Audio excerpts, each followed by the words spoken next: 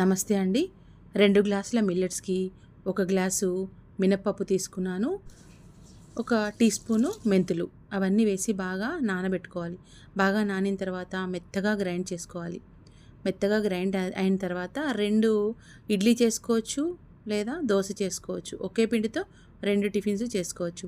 ఇంకా పల్లీల్ని దోరగా వేయించుకొని దాంట్లోకి వెల్లుల్లి, తొక్క తీసినటువంటి వెల్లుల్లి, తర్వాత కొంచెం కారం, కొంచెం ఉప్పు, కొంచెం చింతపండు వేసి బాగా మెత్తగా గ్రైండ్ చేసుకొని కొంచెం పోపు పెట్టుకొని పక్కన పెట్టేసుకోవాలి. చట్నీ రెడీ అయిపోయింది. ఇప్పుడు ఇడ్లీ కూడా అదే పిండితో ఇడ్లీ చేసుకున్నాను. ఆ తర్వాత మళ్ళీ అదే పిండితో దోశ కూడా వేస్తున్నాను. ఎవరికి ఇష్టమైంది వాళ్ళు చేసుకోవచ్చు. ఇడ్లీ కావాలనుకుంటే ఇడ్లీ తినొచ్చు, దోశ చేసుకోవాలనుకుంటే దోశ తినొచ్చు. ఒకే పిండితో 2 రకాలు. దోశ కావాలంటే కొంచెం పల్చగా వేసుకోవాలి, ఇడ్లీ కావాలంటే కొంచెం గట్టిగా పిండి ఉంచుకుంటే సరిపోతుంది. ఇలా ఒకే పిండితో 2 టిఫిన్స్ చేసుకొని చక్కగా తినేయచ్చు మిల్లెట్స్తో. చట్నీ మాత్రం కొత్తగా ట్రై చేశాను. చాలా బాగుంది, టేస్టీగా ఉంది.